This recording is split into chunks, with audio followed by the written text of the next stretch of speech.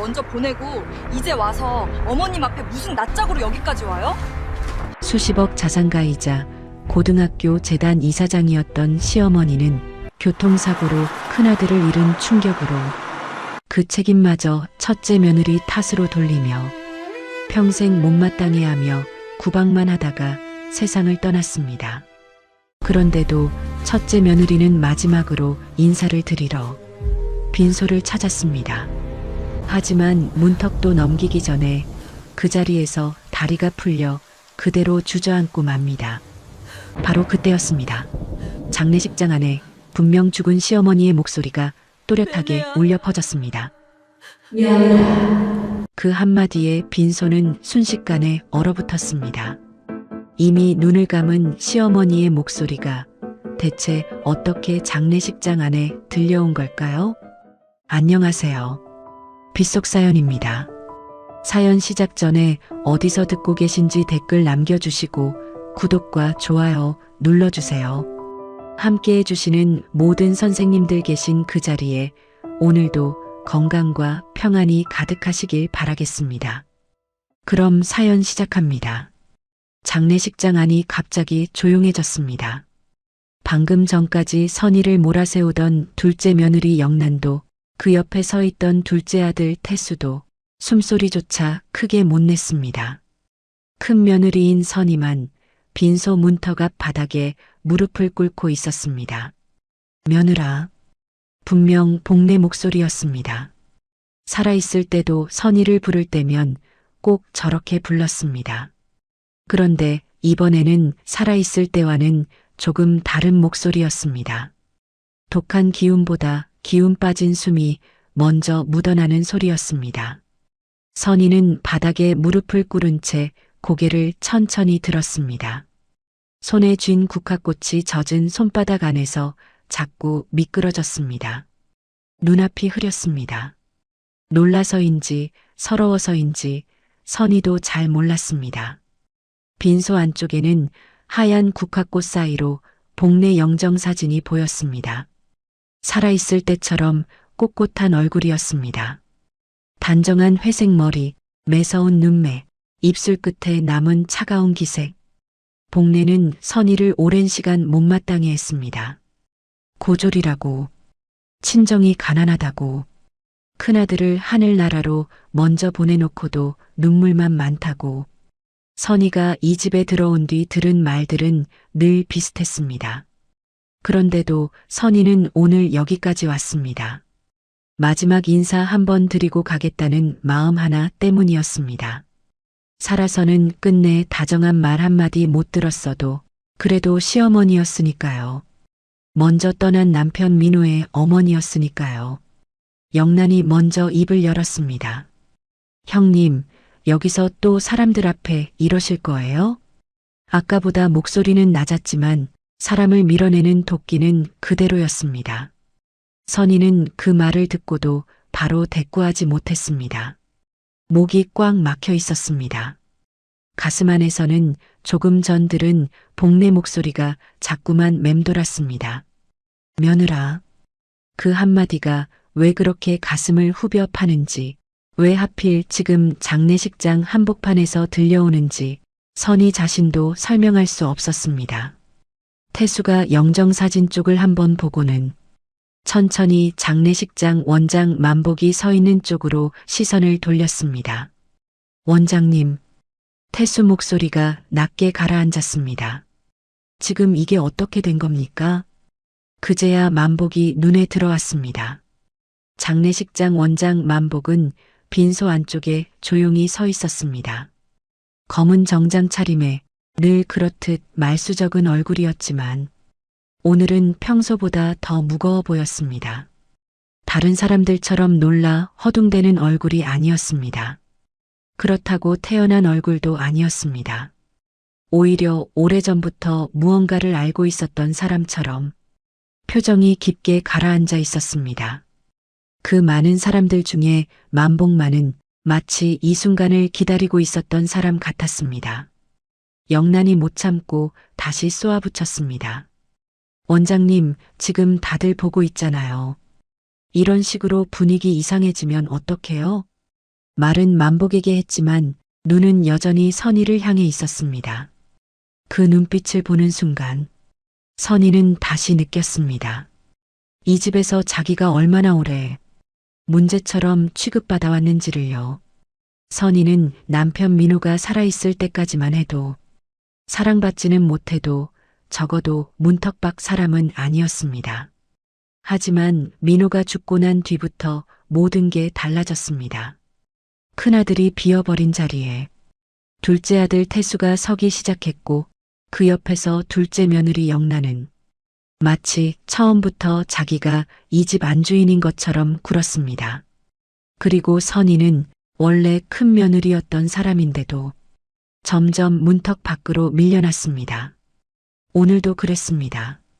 복내 마지막 얼굴 한번 제대로 보지 못한 채 빈소 문턱 앞 바닥에 주저앉아 있었으니까요. 신우이 정숙이 그제야 조심스럽게 입을 뗐습니다. 오빠 그만 좀 해.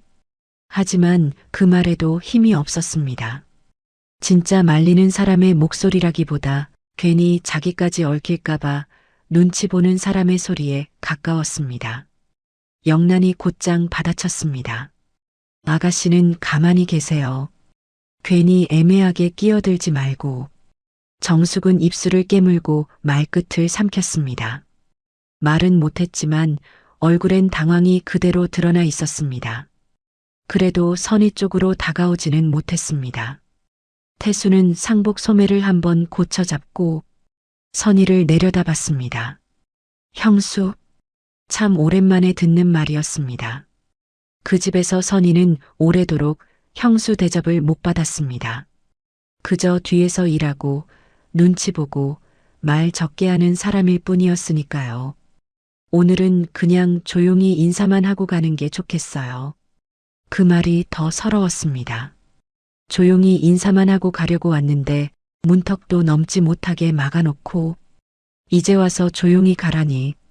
선희는 손에 쥔 국화꽃을 내려다봤습니다.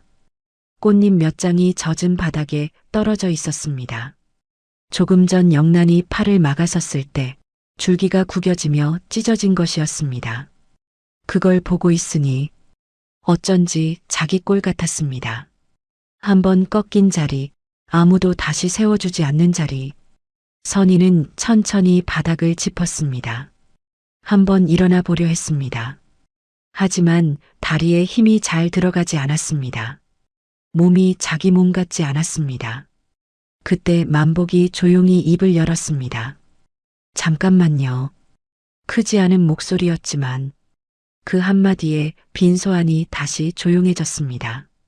만복은 선이 바로 옆으로 오지 않았습니다. 두어 걸음 거리를 두고 멈춰 섰습니다.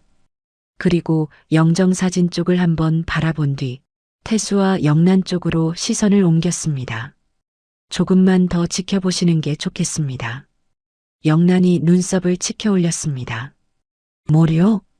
만복은 바로 답하지 않았습니다. 그 침묵이 오히려 더 사람을 불안하게 만들었습니다. 태수는 표정을 굳혔고 정숙은 소매 끝을 더 세게 움켜쥐었습니다.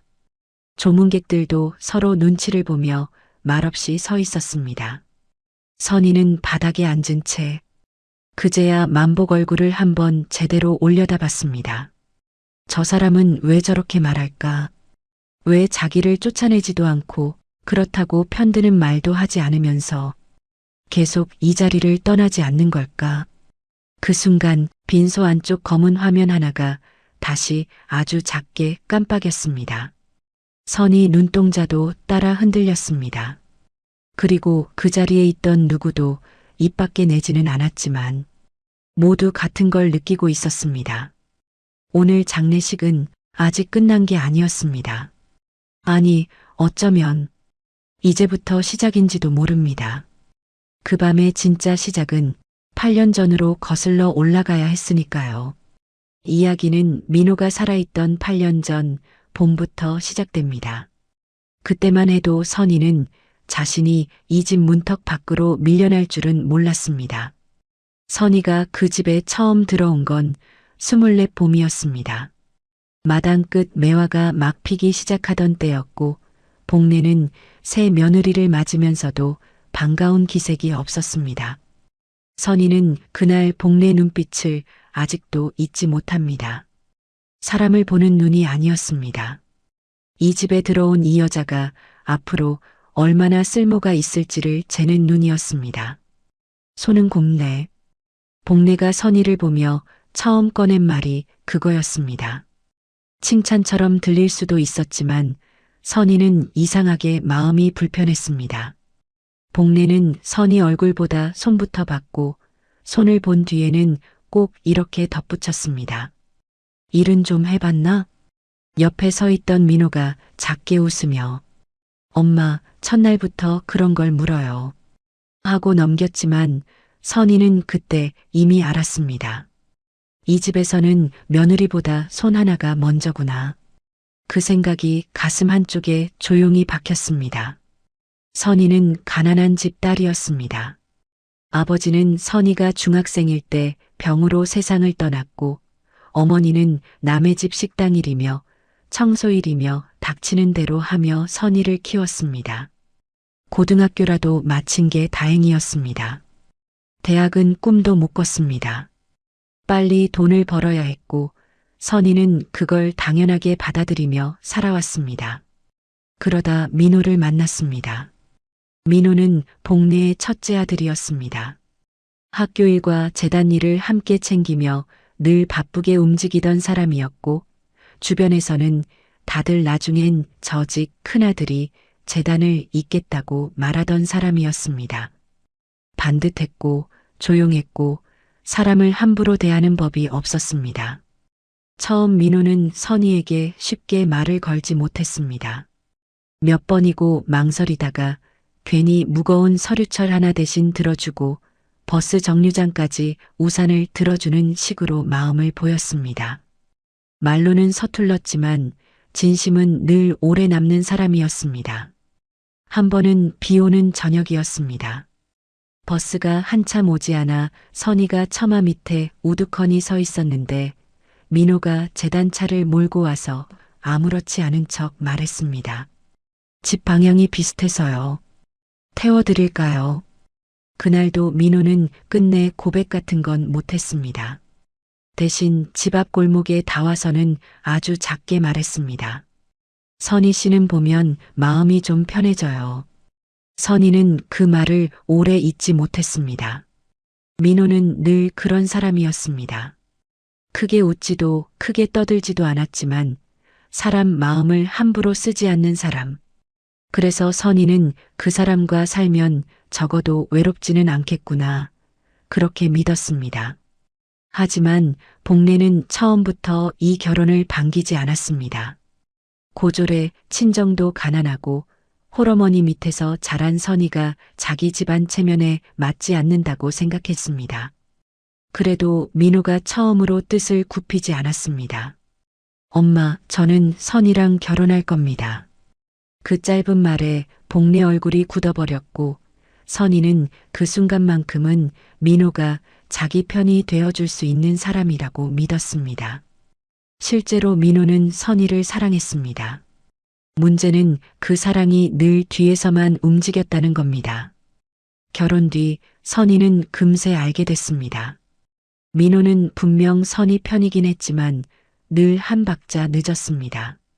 복례가 선희에게 심한 말을 하면 밤에 부엌으로 와 대신 미안하다고 했고 명절상 차리다 손끝을 대면 약통부터 가져다 주었고 둘만 있을 때는 당신 힘들었지 하고 조용히 말해 주었습니다. 하지만 정작 복례 앞에서는 크게 맞서지 못했습니다. 가족들 앞에서 선의를 지켜주기보다 뒤에서 달래는 쪽이었습니다. 처음엔 그것도 고마웠습니다. 그래도 내 마음을 알아주는 사람이 있으니까요. 그런데 시간이 갈수록 선희 마음은 점점 서늘해졌습니다. 왜 나는 늘 뒤에서만 위로를 받아야 하지? 왜 내 앞에서는 아무도 내 편이 되어주지 못하지? 그 질문은 입 밖으로 잘 나오지 않았습니다. 말하는 순간 민호 얼굴이 더 작아질 것 같아서였습니다. 그 집에는 오래된 질서가 있었습니다. 장남이 앞에 서고 며느리는 참고 집안 체면은 사람 마음보다 먼저인 질서였습니다. 그런데 이상하게도 복례는 첫째 아들 민호보다 둘째 아들 태수를 더 가까이 두었습니다. 태수는 민호와 달랐습니다.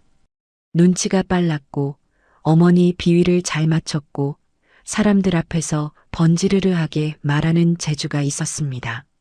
민호가 묵직하게 일을 감당하는 사람이라면 태수는 보기 좋게 포장하는 사람이었습니다. 복례는 어느 순간부터 그런 태수를 더 기특해 했습니다. 태수는 사람 앞에서 서는 법을 알아. 태수는 내 마음을 알아. 그 말을 들을 때마다 선희는 속이 답답했습니다. 정작 학교 일도 재단 일도 뒤처리도 늘 민호 몫이었는데 복례 눈에는 둘째만 반듯해 보였으니까요. 실제로도 그랬습니다.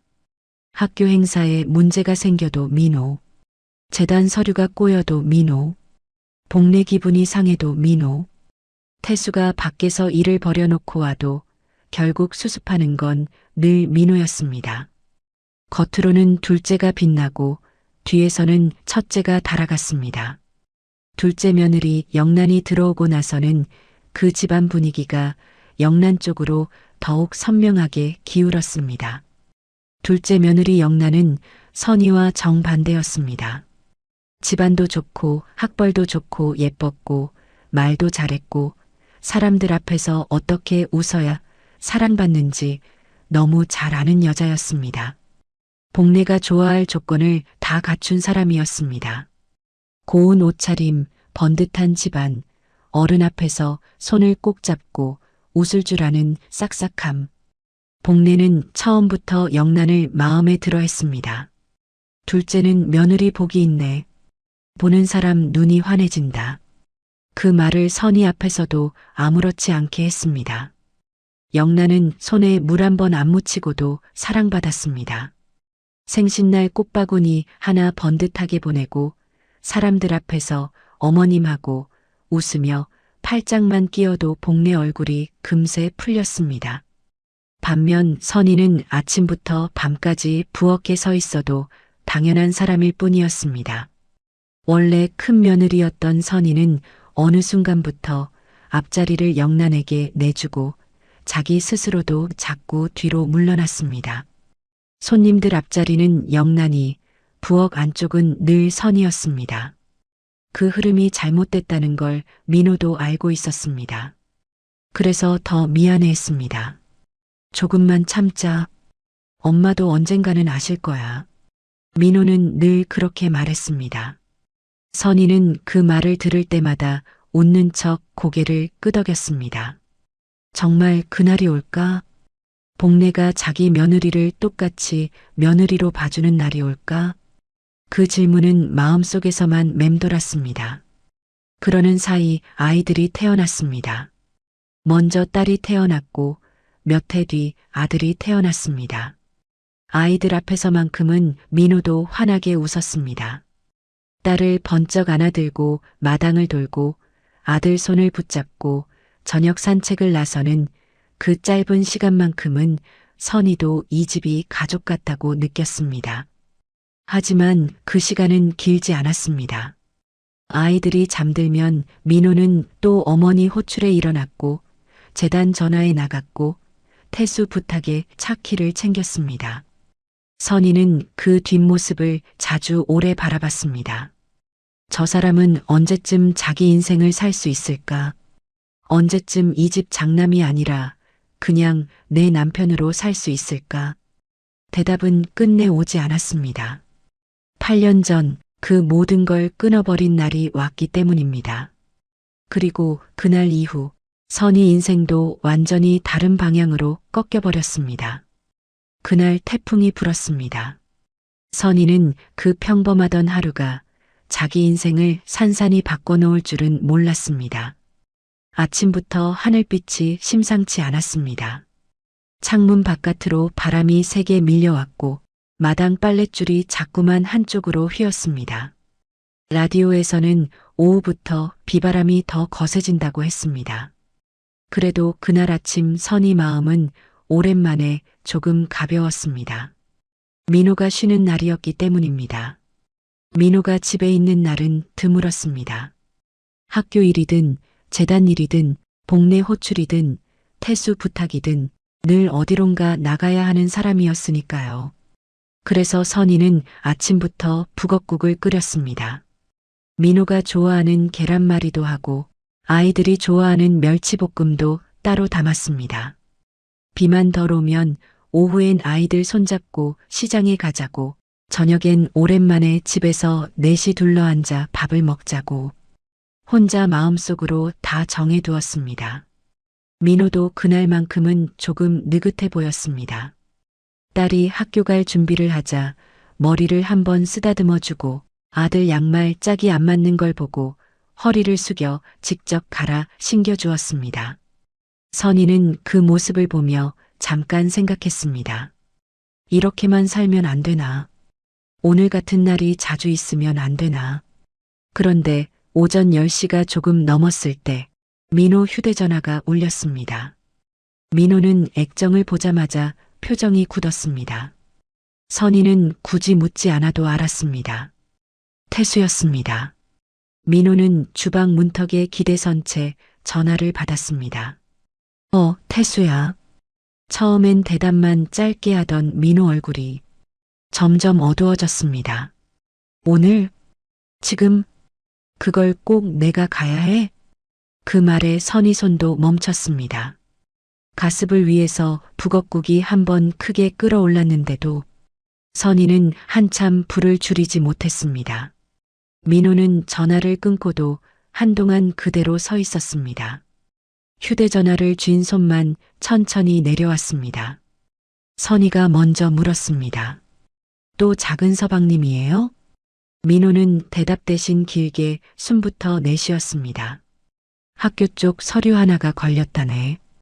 오늘 안에 확인을 해놔야 한대. 선희는 그 자리에서 바로 얼굴이 굳었습니다. 작은 서방님은 지금 한국에 있지도 않잖아요. 민호는 난처한 표정으로 의자에 앉았습니다. 조금 전까지만 해도 아이들 신발을 챙겨주던 얼굴이 아니었습니다. 또 누군가의 부탁을 거절하지 못해 마음이 먼저 무거워진 얼굴이었습니다. 더더욱 작은 서방님이 와서 하면 되잖아요. 선희 목소리가 점점 단단해졌습니다. 하필 이럴 때 가족이랑 해외여행은 왜 또 갔대요? 심심하면 여행 가고 매번 급한 일도 아닌 것 같은데 당신한테 일처리 다 맡기고 왜 맨날 그래요 도대체? 민호는 고개를 숙인 채 말이 없었습니다. 그 침묵만으로도 선희는 다 알 것 같았습니다. 원래 태수 일이 맞다는 것도, 그런데 또 민호가 나가게 될 거라는 것도요. 민호가 낮은 목소리로 말했습니다. 이사회 쪽에 올릴 서류라나 봐. 실무 확인을 누가 해둬야 한대. 선희는 어이가 없었습니다. 아니, 그걸 왜 당신이 또 해요? 그 사람은 밖에서 편하게 여행 다니고 당신은 쉬는 날까지 또 끌려나가고. 이게 몇 번째예요? 민호는 여전히 선희 눈을 잘 못 봤습니다. 그 모습이 선희를 더 답답하게 만들었습니다. 태수는 늘 그랬습니다. 겉으로는 형님, 형님하며 살갑게 굴었지만 정작 책임질 일 앞에서는 한 발 뒤로 빠졌습니다. 그리고 민호는 늘 그걸 자기 몫처럼 받아냈습니다. 안 가면 안 돼요? 선희가 이번엔 조금 더 분명하게 물었습니다. 민호는 그제야 선희를 봤습니다. 미안한 얼굴이었습니다. 하지만 동시에 이미 마음이 기운 사람의 얼굴이기도 했습니다. 태수가 난처하잖아. 그 한마디에 선희 속이 철렁 내려앉았습니다. 또 그 말이었습니다. 늘 태수가 먼저였고 늘 집안 체면이 먼저였고 민호는 그 사이에서 자기 몸을 먼저 내미는 사람이었습니다. 밖에서는 바람소리가 더 커졌습니다. 창문이 한번 덜컹하고 울렸습니다. 선희는 앞치마도 못 벗은 채 민호 앞에 섰습니다. 오늘은 가지 마요. 당신 쉬는 날이잖아요. 이 비바람에 꼭 오늘 가야 해요? 며칠 뒤 작은 서방님 오면 본인이 하면 되잖아요. 민호는 선희 말을 다 듣고도 한참 말이 없었습니다. 그 침묵이 선희를 더 답답하게 만들었습니다. 당신도 알잖아. 선희 목소리가 조금 떨렸습니다. 원래 당신 일이 아닌 거. 민호가 마른 세수를 했습니다. 그리고 아주 작게 말했습니다. 알아. 그 한마디가 선희를 더 속상하게 했습니다. 알면서도 또 가겠다는 뜻처럼 들렸기 때문입니다. 그럼 가지 마요. 민호는 한참 뒤에야 다시 입을 열었습니다. 오늘 내가 안 움직이면 나중에 더 복잡해질 거야. 선희는 그 말을 듣고 입술을 깨물었습니다. 늘 그랬습니다. 민호는 자기 편한 길을 택하는 사람이 아니었습니다. 자기 몫이 아니어도 누가 곤란해질 것 같으면 먼저 나서는 사람이었습니다. 그래서 좋았고, 그래서 너무 미웠습니다. 아이들이 눈치를 보며 방문 앞에 서 있었습니다. 딸은 아버지 얼굴과 어머니 얼굴을 번갈아 봤고, 아들은 아직 상황도 잘 모르면서 아빠 어디가? 하고 물었습니다. 민호는 아이들을 보고는 괜히 웃는 척 했습니다. 금방 다녀올게. 선희는 그 말이 너무 싫었습니다. 금방 다녀온다는 말은 늘 쉬운 말처럼 들리는데 세상에는 금방 다녀오지 못하는 길도 있지 않습니까? 선희는 민호 재킷 소매를 붙잡았습니다. 가지 마요. 오늘은 그냥 가지 마요. 그건 부탁이었고 거의 울음이 섞인 매달림이기도 했습니다. 민호는 한동안 그 손을 보더니 천천히 자기 손으로 선희 손등을 덮었습니다. 다녀와서 밥 먹자. 금방 올게. 선희는 그 말을 평생 잊지 못했습니다. 그날 민호가 남긴 마지막 약속이었으니까요. 현관문이 닫히고 나서도 선희는 한참 그 자리에 서 있었습니다. 냄비 앙국은 식어가고 있었고 아이들은 괜히 작은 소리로 서로 이야기를 했습니다. 집안은 그대로인데 선희 마음만 자꾸 쿵쿵 내려앉았습니다. 비는 점점 거세졌습니다. 점심이 지나고 오후가 되고 휴대전화만 자꾸 들여다보게 됐습니다. 선희는 몇 번이나 민호에게 전화를 걸까 말까 했습니다. 괜히 운전 중이면 더 위험할 것 같아 참았다가 그래도 너무 늦는 것 같아 다시 액정을 켰다가 그렇게 몇 번을 망설였습니다. 그리고 해가 기울 무렵 전화가 왔습니다.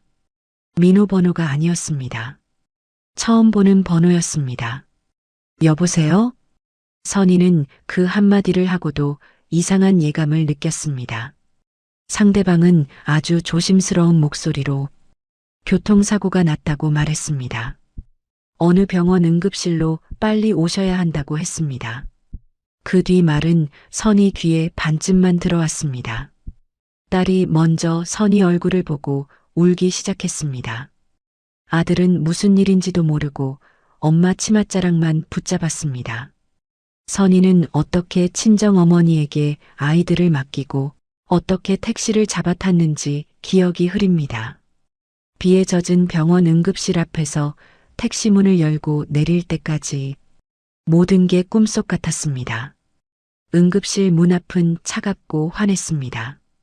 젖은 바닥 위로 형광등 불빛이 번들거렸고 복도엔 병원 특유의 냄새가 진하게 났습니다. 이미 복례가 와 있었습니다. 태수도 없고 영란도 없고 복례 혼자 먼저 와 있었습니다. 복례는 선희를 보자마자 눈빛이 뒤집혔습니다. 놀란 사람의 눈이 아니라 이미 원망할 대상을 찾은 사람의 눈이었습니다. 어디 있었니? 복례 목소리는 갈라져 있었습니다. 큰애를 어떻게 보낸 거야? 선희는 아무 말도 못했습니다. 자기도 방금 도착했고 아직 의사 얼굴도 못 봤고 민호를 직접 보지도 못했으니까요.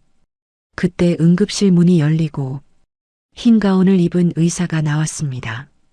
의사는 고개를 조금 숙인 채 아주 짧고 조심스럽게 말했습니다. 최선을 다했는데 안타깝습니다. 그 한마디에 세상이 멈췄습니다. 선희는 처음엔 그 말이 자기 이야기 같지 않았습니다. 안타깝습니다. 그 말 뒤에 따라붙어야 할 이름이 왜 자기 남편이어야 하는지 이해가 되지 않았습니다. 다리가 휘청였습니다. 벽을 짚으려 했지만 손끝에 힘이 안 들어갔습니다. 그리고 선희를 향해 손가락질을 했습니다. 너는 집구석에서 탱자탱자 있었니? 선희는 숨이 멎는 줄 알았습니다. 복례는 울면서도 분노가 먼저 터진 얼굴이었습니다. 눈물보다 독이 먼저 나오는 사람처럼 숨이 넘어갈 듯 떨리는 목소리로 선희를 몰아붙였습니다. 네가 붙잡았어야지. 네가 오늘 안 나가게 했어야지. 큰아들을 하늘나라로 먼저 보내놓고 너는 그렇게 서 있니? 선희는 입술만 떨었습니다. 붙잡았습니다. 가지 말라고 했습니다. 울면서 말렸습니다. 그 말이 목구멍까지 차올랐는데도 이상하게 밖으로 하나도 나오지 않았습니다. 의사도 간호사도 응급실 복도에 있던 사람들도 다 그 자리에 얼어붙은 것처럼 보였습니다. 그리고 선희는 그 순간 알았습니다. 민호를 잃은 슬픔과는 다른 또 하나가 이제부터 자기 삶에 시작된다는 걸요. 남편을 잃은 여자, 그리고 그 책임까지 떠안게 될 여자. 그날 응급실 복도에서 선희는 남편만 잃은 게 아니었습니다. 자기 자리도 함께 무너지고 있었습니다. 민호 장례는 선희가 제대로 울 틈도 없이 지나갔습니다. 병원에서 집으로, 집에서 빈소로, 빈소에서 다시 사람들 사이로 밀려다니는 동안 선희는 자기 발로 걷고 있는 건지 누가 등을 떠밀어 움직이는 건지도 잘 몰랐습니다. 눈은 뜨고 있었지만 세상은 자꾸 물속처럼 흐렸습니다. 그런데 이상하게도 장례식장에 모인 사람들 얼굴은 또렷하게 보였습니다. 누군가는 안 됐다고 했고 누군가는 안타깝다는 듯 고개를 저었고 누군가는 아주 작은 목소리로 어쩌다 저 집 큰아들이 저렇게 됐대 하고 수군거렸습니다. 선희는 그 말들이 다 자기 쪽으로 날아오는 것처럼 들렸습니다. 복례는 상복을 입고도 꼿꼿했습니다. 눈은 퉁퉁 부어 있었지만 그 슬픔 속에서도 선희를 보는 눈빛만큼은 매서웠습니다. 한 번은 조문객이 빠져나간 틈에 복례가 선희를 불렀습니다. 아, 살아서 들었던 그 목소리 그대로였습니다. 독이 서려 있고 사람을 사람으로 부르지 않는 목소리. 선희가 가까이 다가가자 복례는 이를 악문 채 낮게 말했습니다. 네가 그날만 안 보냈어도 우리 큰애 안 죽었다. 선희는 입술만 떨었습니다. 또 그 말이었습니다. 병원에서도 들었고 집에서도 들었고 이제는 장례식장 안에서도 듣고 있었습니다. 어머니, 저도 간신히 입을 열었지만 말은 끝까지 이어지지 못했습니다. 복례는 선희 말을 자르듯 고개를 획 돌렸습니다. 변명하지 마. 네 입에서 무슨 말이 나오든 내 귀에는 다 핑계로밖에 안 들린다. 그 말을 듣는 순간 선희는 가슴 안쪽이 서서히 식는 느낌이 들었습니다. 민호를 잃은 것도 견디기 힘든데 이 집에서는 슬퍼할 자격조차 없구나 싶었습니다. 그런데 더 무서운 건 복례 혼자만 그런 게 아니었다는 겁니다. 태수는 빈소 안에서 누구보다 바쁘게 움직였습니다.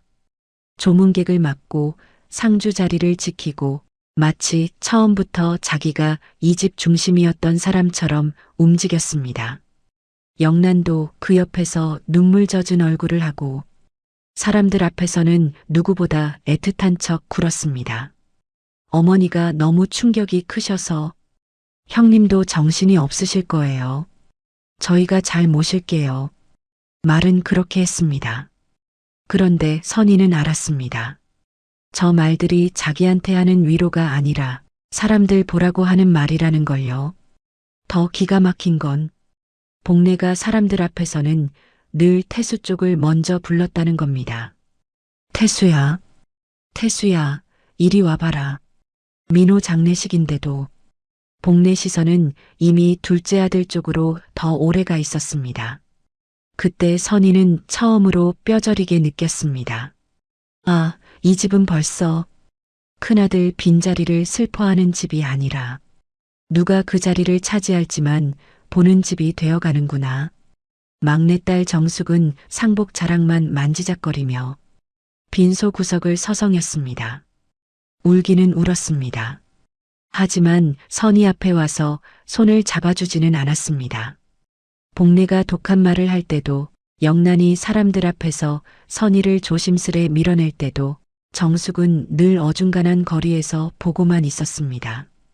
말은 없었지만 그 침묵이 더 선명하게 느껴졌습니다. 장례 이틀째 되던 날 밤이었습니다. 조문객이 뜸해진 뒤 선희는 잠깐 빈소 뒤편 의자에 앉아 있었습니다.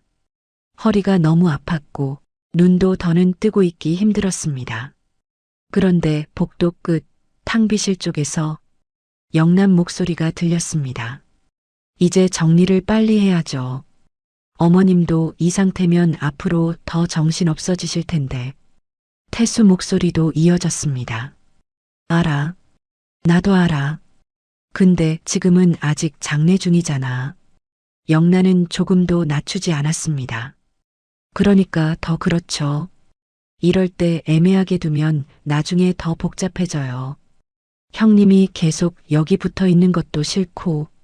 선희는 그 말에 숨이 멎는 줄 알았습니다. 지금도 자기는 남편 장례식장 한 구석에서 겨우 숨쉬고 있는데 저 둘은 벌써 그 다음을 보고 있었습니다.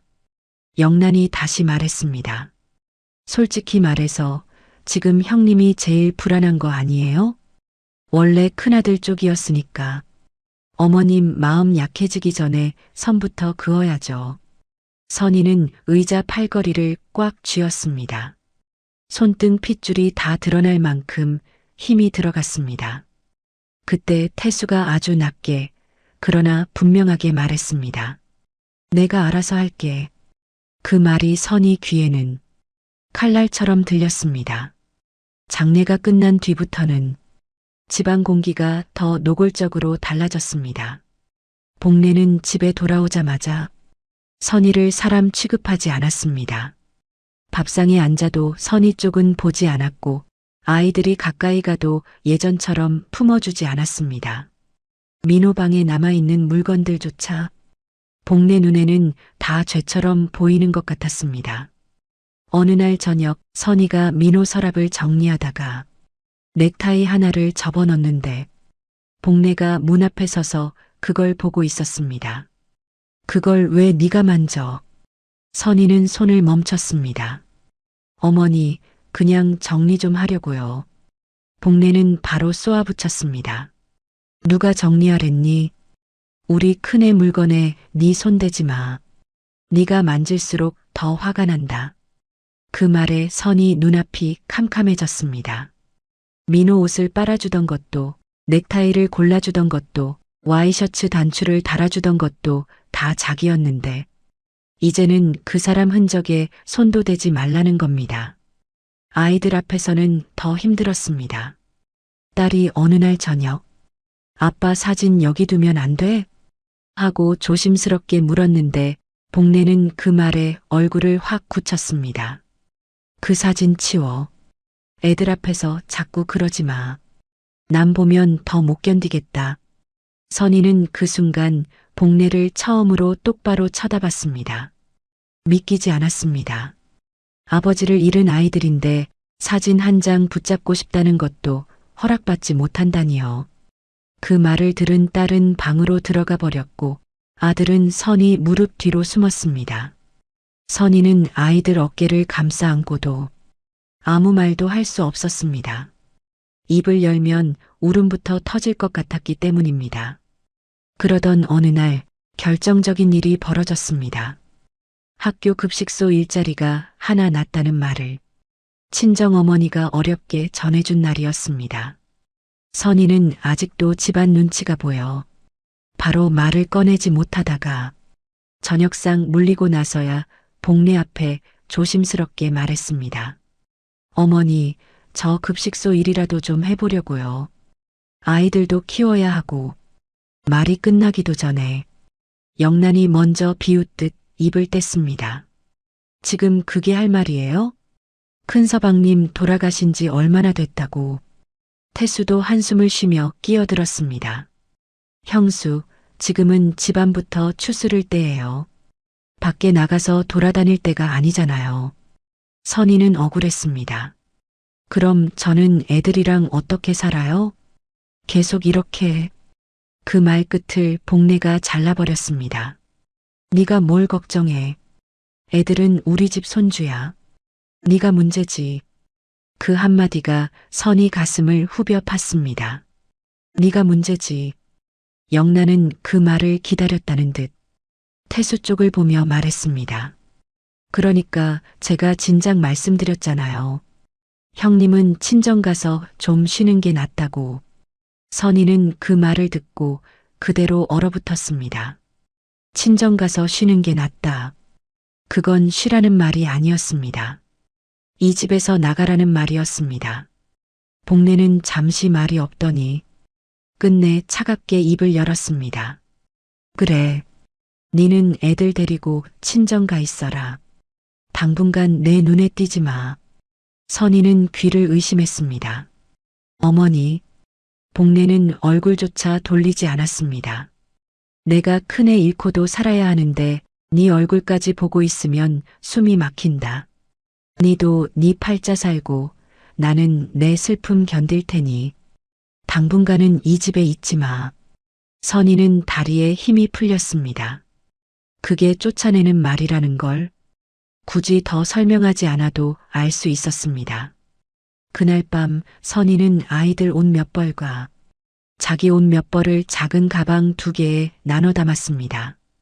민호 사진 1장, 아이들 학교 준비물, 딸이 아빠한테 받았다며 숨겨놓은 작은 머리핀 하나까지 챙기는데 손이 자꾸 떨렸습니다.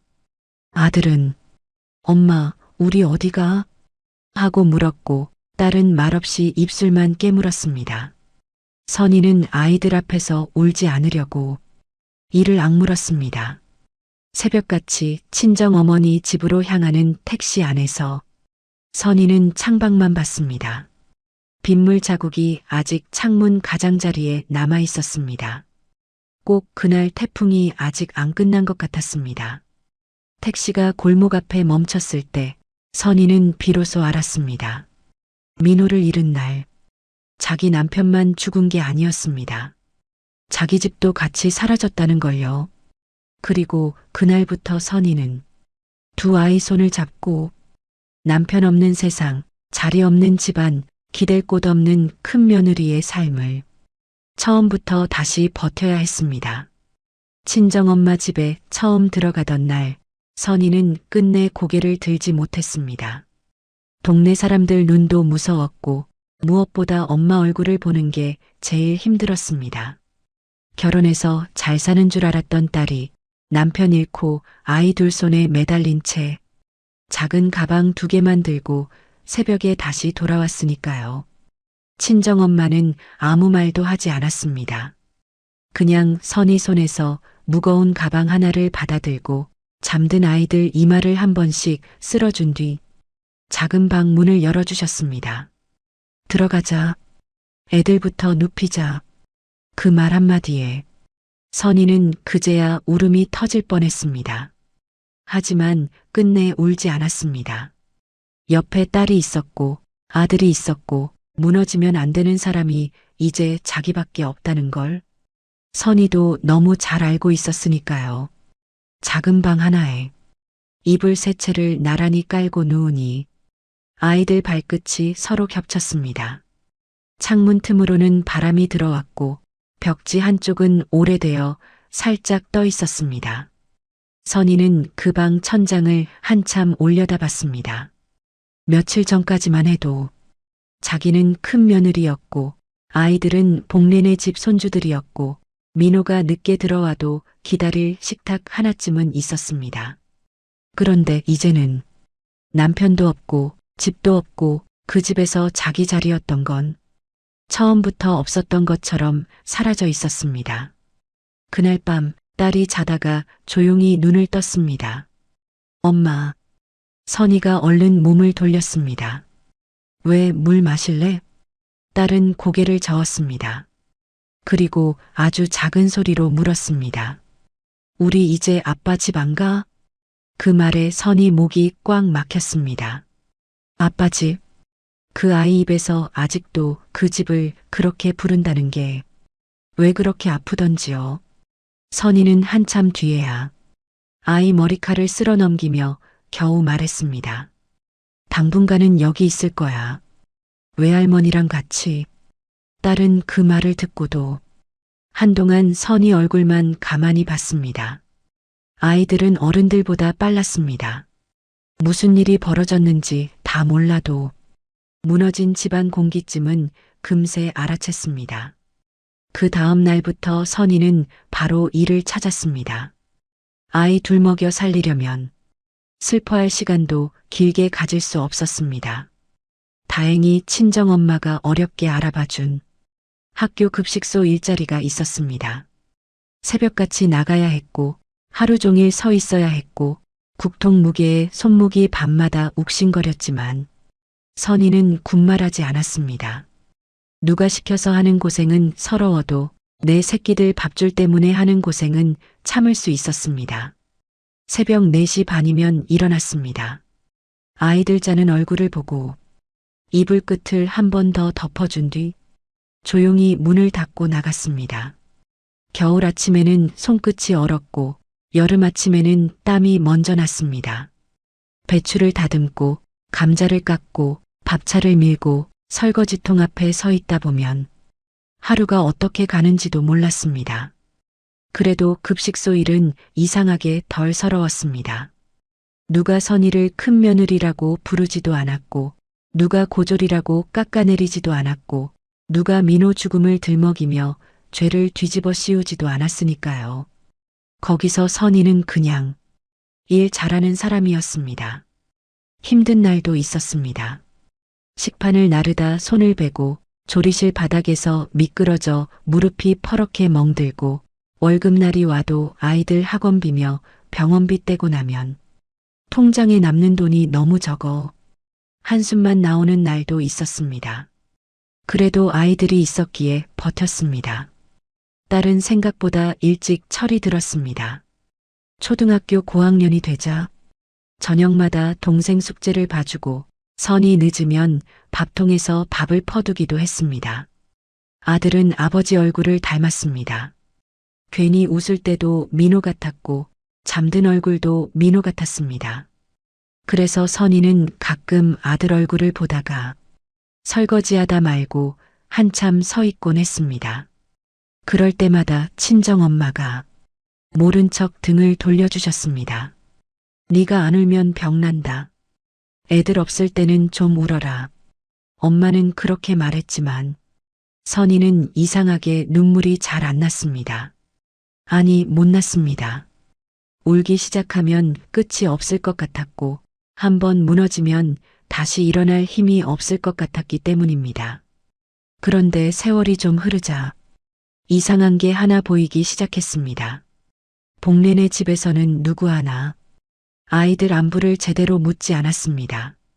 처음 몇 달은 그래도 혹시나 하는 마음이 있었습니다. 복내가 화가 풀리면 손주들 보자고 할 수도 있겠지. 태수나 정숙이 아이들 학용품이라도 챙겨줄 수 있겠지. 하지만 그런 일은 거의 없었습니다. 태수는 바빴고 영란은 더 바빴고 정숙은 늘 어중간했습니다. 가끔 전화가 와도 아이들 밥은 잘 먹냐, 학교는 잘 다니냐 같은 말보다 복내 기분이 안 좋다, 복내가 아직도 민호 생각만 한다, 그런 이야기만 전해졌습니다. 선희는 그 말을 들을 때마다 씁쓸하게 웃었습니다. 사람들은 늘 살아남은 사람더러 알아서 버티라고 합니다. 하지만 남겨진 사람들은 누가 봐주지 않아도 매일 버텨야 합니다. 세월은 그렇게 흘렀습니다. 딸은 중학생이 되었고 아들은 제법 어머니 어깨를 넘보기 시작했습니다. 선이도 어느새 급식소에서 없어서는 안 될 사람이 되었습니다. 그러던 어느 겨울 저녁이었습니다. 한창 배식 마감하고 국통까지 씻어놓은 뒤였는데 주머니 속 휴대전화가 울렸습니다. 정숙이었습니다. 선이는 처음엔 받지 않으려 했습니다. 정숙 전화는 늘 애매했습니다. 미안한 척하면서도 결국 자기 쪽 부담은 지지 않으려는 사람의 목소리였으니까요. 그래도 2번, 3번 계속 울려서 끝내 받았습니다. 여보세요. 정숙 목소리는 평소보다 훨씬 낮았습니다. 형님, 엄마가 쓰러지셨어요. 선이 손에서 고무장갑 물기가 뚝 떨어졌습니다. 어디가 얼마나 안 좋은데요? 정숙은 한참 말을 고르더니 겨우 입을 열었습니다. 병원에서 암이라고 했어요. 큰오빠 보내고 나서부터 몸이 계속 안 좋으셨는데 이번엔 좀 많이 안 좋다고 하더라고요. 선이는 아무 말도 하지 못했습니다. 정숙도 잠깐 말이 없었습니다. 그리고 아주 조심스럽게 덧붙였습니다. 엄마가 자꾸 형님 이름 부르세요. 그 말에 선이 가슴이 이상하게 내려앉았습니다. 왜 하필 지금 살아있을 때는 그렇게 밀어냈던 사람이 왜 이제 와서 자기 이름을 부른다는 건지 선이는 도무지 알 수 없었습니다. 집으로 돌아오는 길 내내 발걸음이 무거웠습니다. 친정 골목이 왜 그날따라 유난히 길게 느껴지던지요. 방에 들어오니 딸이 교복 입은 채 문제집을 보고 있었고 아들은 배를 깔고 엎드려 만화를 보고 있었습니다. 그 평범한 풍경이 선이 마음을 더 복잡하게 만들었습니다. 가야 하나? 안 가야 하나? 솔직히 말하면 선이는 가고 싶지 않았습니다. 민호를 잃고 가장 힘들 때 복내는 자기한테 돌 던지듯 말했습니다. 태수와 영란은 밀어냈고 정숙은 보고도 못 본 척했습니다. 그 집에서 선이는 사람보다 죄인에 가까웠습니다. 그런데 왜 또 자기가 가야 하나 싶었습니다. 그날 밤 아이들이 다 잠든 뒤 선이는 오래된 서랍을 열었습니다. 맨 안쪽에 넣어둔 민호 손목시계가 있었습니다. 장례 뒤에도 버리지 못하고 그냥 넣어두었던 물건이었습니다. 선이는 그 시계를 손바닥 위에 올려놓고 한참 앉아 있었습니다. 그러다 문득 오래전 병실 냄새와 민호 목소리가 떠올랐습니다. 사고 나기 전이 아니라 결혼하고 얼마 안 됐을 때였습니다. 복내가 한번 크게 알아누웠던 적이 있었고 그때 민호가 지친 얼굴로 선이에게 아주 조심스럽게 한 말이 있었습니다. 우리 엄마, 당신한테 모질게 대해도 혼자 두지는 마. 그땐 그냥 지나가는 말처럼 들었습니다. 그런데 그 한마디가 이제 와서 선이 귀에 다시 걸렸습니다. 선이는 그 밤 끝내 깊이 잠들지 못했습니다. 다음 날 아침 선이는 친정엄마에게 조심스럽게 말을 꺼냈습니다. 엄마, 저 병원 한번 다녀와야 할 것 같아. 친정엄마는 이미 다 아는 얼굴이었습니다. 딸 표정만 봐도 무슨 고민을 하는지 금세 알아채는 얼굴이었습니다. 안 가면 네 마음이 남겠지. 그 한마디에 선이는 괜히 고개를 숙였습니다. 미운 건 미운 거고 엄마가 국그릇을 내려놓으며 말했습니다. 사람 도리는 또 남는 거다. 선이는 결국 병원으로 갔습니다. 복내는 생각보다 더 작아져 있었습니다. 항상 꼿꼿하던 어깨는 내려앉아 있었고 단단하던 얼굴선도 많이 말라 있었습니다. 산소 냄새와 약 냄새 사이에서 복내는 처음 보는 사람처럼 늙어 있었습니다. 그런데도 선이를 보자 첫 반응은 고마움이 아니었습니다. 복내는 눈을 겨우 떠 선이 얼굴을 한번 보고는 입술을 비틀 듯 움직였습니다. 네가 왜 왔니? 그 말에 선희는 웃지도 울지도 못했습니다. 멀리서 부르더니 막상 오니까 왜 왔냐는 사람. 살아있는 내내 복례는 정말 한결같았습니다. 선희는 병실 문가에 서서 작게 말했습니다. 소식 듣고 왔어요. 복례는 선희를 한참 보다 다시 눈을 감았습니다. 안 와도 된다. 그 한마디가 여전히 모질었습니다. 하지만 선희는 이번엔 그냥 돌아서지 않았습니다. 물컵을 갈아주고 침대 시트를 한번 펴고 침상 옆에 굴러가 있던 물티슈를 주워 정리했습니다.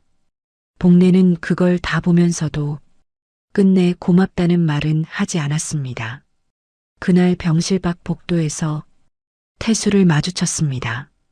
태수는 늘 그렇듯 점잖은 얼굴이었지만 어딘가 지쳐 보였습니다. 그래도 선희를 보자마자 반가워하기보다 먼저 난처한 표정을 지었습니다. 형수 왔어요? 선희는 짧게 고개만 끄덕였습니다. 태수는 괜히 손목시계만 한번 만지더니 말했습니다. 엄마가 요즘 좀 예민해서 괜히 와서 마음 상하지 말고 그냥 얼굴만 보고 가도 돼요. 그 말이 이상하게 선희 귀에 걸렸습니다. 얼굴만 보고 가도 돼요. 그 말은 다르게 들으면 오래 있지 말라는 뜻이었습니다. 그런데도 선희는 그날 바로 가지 않았습니다. 복례가 저녁에 죽을 한 숟갈도 못 넘기는 걸 보고는 간호사한테 식판 위치부터 물었고 약 시간도 적어두었습니다. 병실 밖에서 그걸 보던 정숙이 조심스럽게 말했습니다. 형님, 그냥 가세요. 엄마가 또 괜히 형님한테 모질게 굴면 어떡해요. 선희는 그 말을 듣고 잠깐 정숙 얼굴을 봤습니다. 그 얼굴이 이상하게 낯설었습니다. 아니, 낯익은데 믿을 수가 없었습니다. 그때도 넌 보고만 있었잖아. 내가 쫓겨날 때도 내 아이들이 사진 한 장 못 붙들고 올 때도 그 말이 목 끝까지 올라왔지만 선희는 끝내 꺼내지 않았습니다. 대신 아주 낮게만 말했습니다. 그래도 환자 옆엔 누가 있어야지. 정숙은 그 말에 입을 다물었습니다. 그날 이후 선희는 병원에 다시 가기 시작했습니다. 처음엔 정말 하루 한 번 얼굴만 보고 오려 했습니다. 그런데 태수는 바빴고 영란은 병실 냄새가 싫다며 자주 오지 않았고 정숙은 오래 못 버텼습니다. 결국 복례 곁에 남아 물수건을 갈아주고 죽을 데워오고 간호사 호출벨 누를 타이밍까지 익혀간 사람은 또 선이었습니다. 복례는 여전히 살아있는 동안엔 끝까지 인정하지 않았습니다. 내가 니 오랬니? 쓸데없이 정성 떨지 마라. 그런데도 선희는 묵묵히 했습니다. 그게 미련인지 사람 도리인지 먼저 떠난 민호 때문인지 선희 자신도 잘 몰랐습니다. 다만 하나만 알았습니다. 이상하게도 끝내 자기 발을 다시 그 병실로 데려가는 건 원망이 아니라 남은 사람의 몫이라는 걸요. 그리고 선희는 아직 몰랐습니다. 그렇게 오가던 시간이 나중에 장례식장에서 모든 걸 뒤집게 될 줄은요. 복례는 병실에 누워 있으면서도 처음엔 끝까지 선희를 사람처럼 보지 않으려 했습니다. 아침에 눈을 뜨면 선희가 이미 와 있었습니다. 밤새 말라버린 입술에 물을 적셔주고 창문 틈으로 들어오는 바람이 차다 싶으면 이불 끝을 한 번 더 여며주고 간호사가 바뀌면 약 시간부터 다시 묻는 사람도 선희였습니다. 그런데도 복례는 고개를 돌렸습니다. 쓸데없는 짓 하지 마라. 선희는 그 말을 듣고도 그냥 물컵을 다시 채웠습니다. 입으로는 모질게 굴면서도 정작 손은 그 물컵을 받는 복례 모습이 오히려 더 서글펐습니다. 어느 날은 복례가 죽 한 숟갈도 못 넘겼습니다. 입에 넣자마자 쓰다며 얼굴을 찌푸렸고 기운이 달려 숟가락 잡을 힘도 없었습니다. 선희는 식판을 자기 쪽으로 당겨 죽을 다시 조금 식힌 뒤 숟가락 끝에 아주 조금만 떠서 복내 입가에 가져갔습니다. 한 숟갈만 더 드세요. 약 드시려면 뭐라도 좀 들어가야 해요. 복내는 처음엔 끝내 입을 다물고 버텼습니다. 그러다 한참 뒤에야 아주 못 이기는 척 입을 살짝 벌렸습니다. 그 모습이 꼭 평생 남한테 약한 꼴 안 보이려던 사람이 마지막 남은 힘으로 자존심만 붙잡고 있는 것 같았습니다. 선희는 그걸 알면서도 모른 척 했습니다. 그게 사람 살리는 일이라는 걸 이제는 몸으로 아는 여자였으니까요. 그런데 이상한 건 태수와 영란, 정숙 셋 다 말은 번듯하게 하면서도 정작 병실 곁에는 오래 머물지 못한다는 것이었습니다. 태수는 늘 바빴습니다. 병실 문을 열고 들어와서는 어머니 얼굴보다 먼저 손목시계를 받고 휴대전화 화면부터 확인했습니다. 복례 앞에서는 근심 많은 둘째 아들 얼굴을 했지만 10분만 지나면 밖으로 나가 낮은 목소리로 재단 이야기를 했습니다. 예, 그건 제가 보고요. 이사회 일정은 미루면 안 됩니다. 학교 쪽 일도 계속 돌아가야지요. 그 말을 듣고 있으면 복례 눈빛이 아주 잠깐 흔들릴 때가 있었습니다. 하지만 태수는 못 봤습니다. 아니, 봐도 못 본 척했는지도 몰랐습니다. 영란은 더 빨랐습니다. 처음 병실에 들어올 땐 누구보다 안쓰러운 표정을 지었습니다. 어머님, 저 왔어요. 그 한마디는 참 번듯했습니다. 그런데 병실 냄새가 코에 익기 전에 손수건부터 꺼냈고 죽냄새가 난다며 창문 쪽으로 살짝 몸을 틀었습니다. 복례가 화장실 한번 다녀오고 나면 시트가 구겨진 것조차 못 보고 지나치면서 간호사 앞에서만 어머님이 너무 약해지셨어요 하고 목소리를 낮췄습니다. 정숙은 늘 그 둘 사이였습니다. 직접 독한 말은 못했고 그렇다고 오래 옆을 지키지도 못했습니다. 병실 문가에 서서 엄마 좀 어떠세요? 하고 물어놓고는 복례가 손짓 한번 하면 금세 눈치를 보며 물러났습니다. 그러다가 복도에 나가면 태수와 영란 옆에 붙어 작은 목소리로 이런 말을 했습니다. 그래도 학교 쪽 일은 계속 챙겨야 하잖아. 엄마가 정신 또 흐려지시면 나중에 더 복잡해질 것 같기도 하고 그 말을 들을 때마다 선희는 이상하게도 화보다 허탈함이 먼저 올라왔습니다. 사람이 이렇게 아플 때도 저 사람들 머릿속엔 학교와 재단이 먼저구나. 그런데 더 놀라운 건 복례도 그걸 듣고 있다는 것이었습니다. 하루는 비가 부슬부슬 오던 저녁이었습니다. 복례는 평소보다 일찍 잠든 것처럼 보였습니다. 산소줄 옆으로 숨소리만 약하게 오르내렸습니다. 선희는 병실 구석 의자에 앉아 복례 빨랫감을 개고 있었습니다. 그때 복도 쪽에서 태수 목소리가 들렸습니다. 학교 쪽 서류는 내가 먼저 챙겨놔야 돼. 어머니 상태 봐서는 언제 어떻게 될지 몰라. 영란이 낮게 맞장구 쳤습니다. 그러니까 미리 정리해야죠. 괜히 나중에 큰형님 쪽에서 무슨 말 나오기 전에요. 정숙도 아주 작게 끼어들었습니다. 큰오빠 일은 이제 와서 다시 들춰도 달라질 게 없잖아. 선희 손이 그 자리에서 멈췄습니다. 빨랫감 하나가 반쯤 접힌 채 무릎 위에서 구겨졌습니다. 큰형님 쪽, 큰오빠 일. 사람이 아직 숨쉬고 있는 병실 문 바로 앞에서 저렇게 말할 수 있구나 싶었습니다. 그때였습니다. 잠든 줄만 알았던 복례가 감은 눈꺼풀 아래로 눈물을 한 줄 흘렸습니다. 선희는 그걸 보고 숨을 삼켰습니다. 복례는 여전히 눈을 감고 있었고 복도 쪽 말소리도 어느새 잦아들어 있었습니다. 선희는 망설이다가 아무 말 없이 물티슈를 꺼내 복례 눈가를 조심스럽게 닦아주었습니다. 복례가 아주 작게 한숨을 쉬었습니다. 그리고 입술이 희미하게 움직였습니다. 조용하네. 그 말이 복도 소리가 잠잠해진 걸 두고 한 말인지 속이 너무 비어버린 걸 두고 한 말인지 선희는 알 수 없었습니다. 선희는 그냥 물티슈만 다시 접었습니다. 그 순간엔 묻는 것도 대답하는 것도 다 늦은 일처럼 느껴졌기 때문입니다. 복례는 다시 눈을 감은 채 한참 아무 말이 없었습니다. 그러다 아주 낮게 정말 자기한테 하는 말처럼 중얼거렸습니다. 큰애 보낸 뒤로 내가 사람 같지 않게 살았다.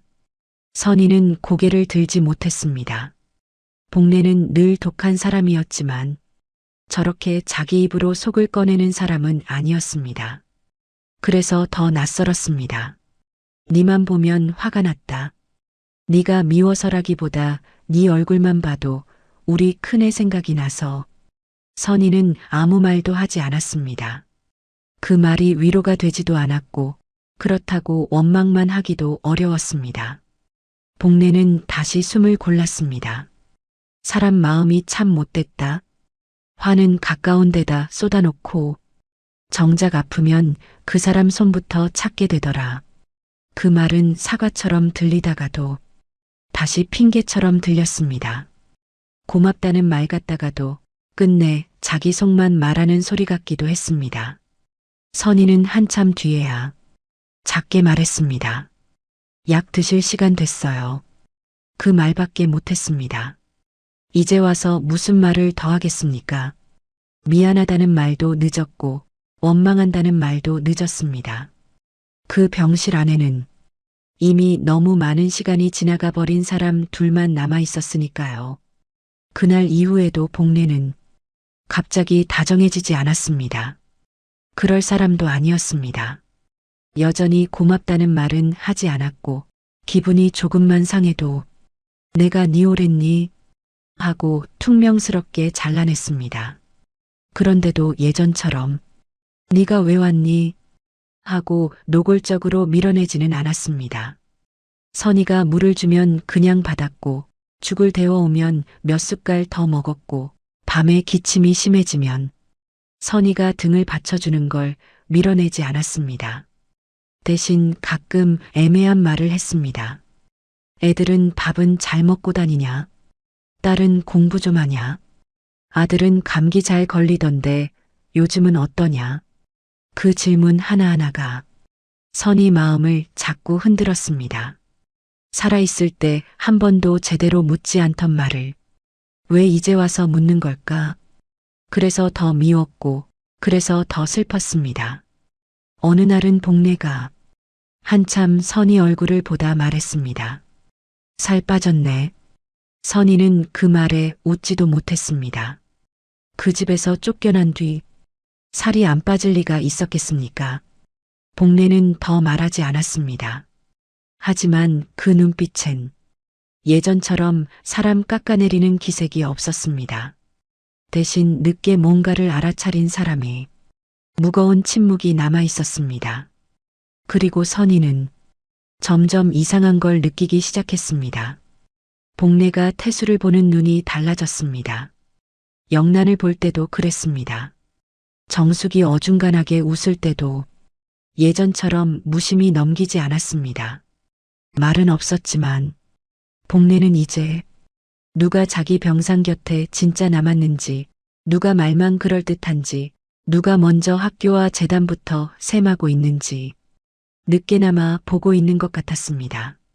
하루는 태수가 병실로 들어와 괜히 선희 앞에서 효자 노릇하듯 말했습니다. 엄마, 걱정하지 마. 학교 일은 내가 다 알아서 할게.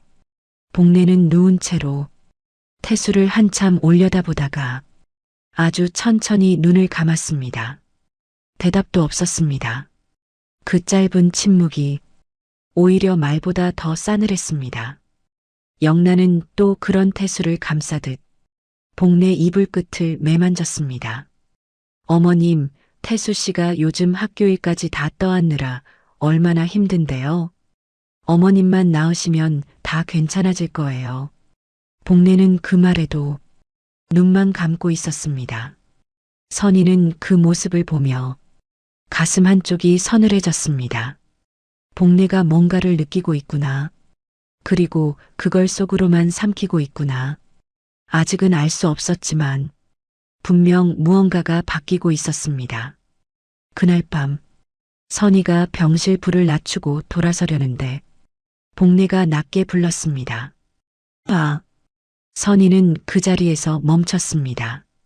복례는 눈을 감은 채 말했습니다. 내일은 좀 일찍 와라.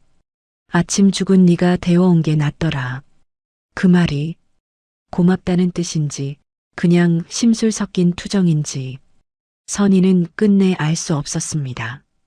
다만 한 가지는 알았습니다.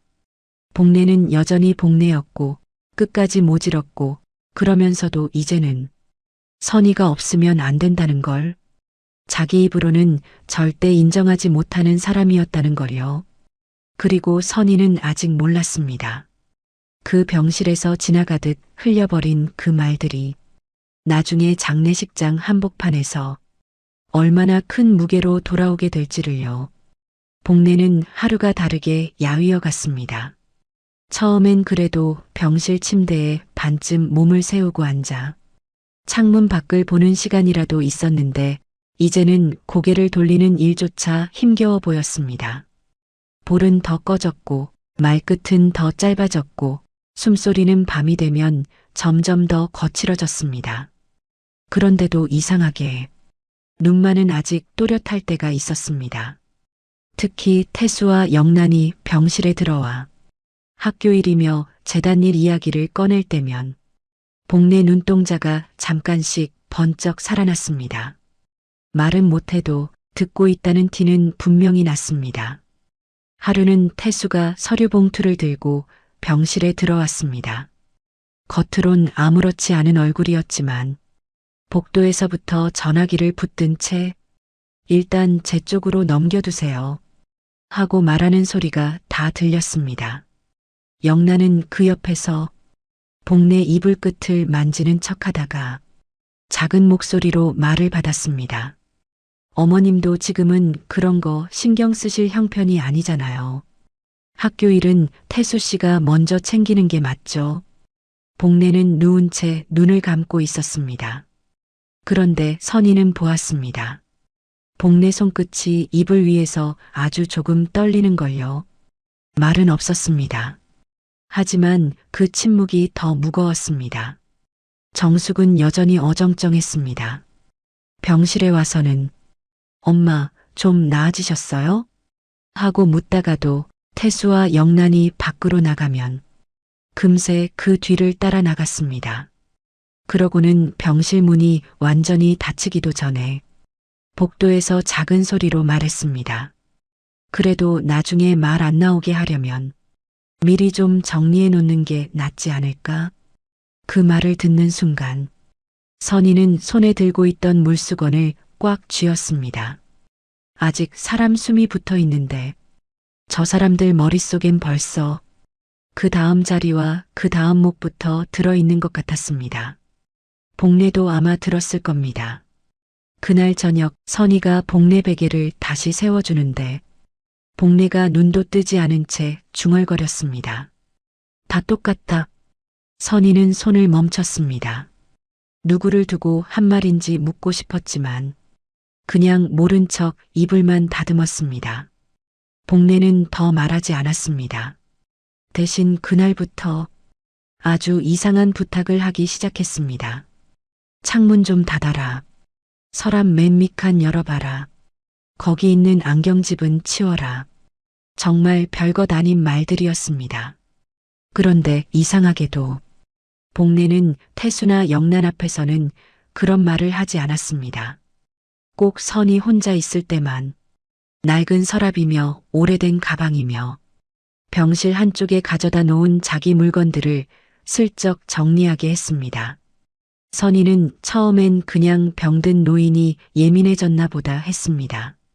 하지만 시간이 갈수록 복례가 뭔가를 속으로 정리하고 있다는 느낌을 지울 수가 없었습니다. 그래도 선희는 묻지 않았습니다. 그 병실 안에서는 궁금한 것보다 모른 척하는 게 더 나을 때가 있었으니까요. 그러던 어느 오후였습니다. 비가 잠깐 그친 흐린 날이었고 복례는 평소보다 더 말이 없었습니다. 선희가 죽을 데워와도 두 숟갈 겨우 삼켰고 물 한 모금 마시고도 오래 숨을 골라야 했습니다. 그날 병실 문이 열리고 검은 정장 차림의 남자 하나가 들어왔습니다. 선희는 그 얼굴을 보자마자 낯익다는 생각이 먼저 들었습니다. 어디서 봤더라 싶었는데 잠시 뒤 기억이 났습니다. 장례식장 원장 만복이었습니다. 왜 장례식장 원장이 병원까지 왔는지 선희는 순간 이해가 되지 않았습니다. 더구나 만복은 누구를 위로하러 온 사람처럼 보이지 않았습니다. 늘 그랬듯 말수적은 얼굴에 무거운 눈빛만 얹고 서 있었습니다. 복례는 그를 보자마자 아주 힘겹게 손을 들었습니다. 다들 나가 있어. 태수도 없고 영란도 없고 병실 안엔 선희 하나뿐이었는데도 복례는 분명히 그렇게 말했습니다. 선희는 잠깐 망설였습니다. 어머니, 복례가 더 낮게 말했습니다. 잠깐이다. 그 말투가 이상하게 단호해서 선희는 끝내 더 묻지 못하고 병실 밖으로 나왔습니다. 복도 의자에 앉아 있으려니 괜히 시간이 더 길게 갔습니다. 안에서는 무슨 말이 오가는지 들리지 않았습니다. 문은 꼭 닫혀 있었고 간호사들 발소리만 몇 번 오갔습니다. 한참 뒤 문이 열렸을 때 만복은 처음 들어갈 때와 같은 얼굴로 나왔습니다. 아무 표정도 읽히지 않았습니다. 그는 선희 쪽을 한번 봤지만 아무 말도 하지 않았고 선희도 묻지 못했습니다. 그저 만복 손에 얇은 검은 가방 하나가 들려 있다는 것만 어쩐지 오래 눈에 남았습니다. 병실 안으로 다시 들어갔을 때 복례는 더 지쳐 보였습니다. 입술은 바짝 말라 있었고 눈은 감겨 있었습니다.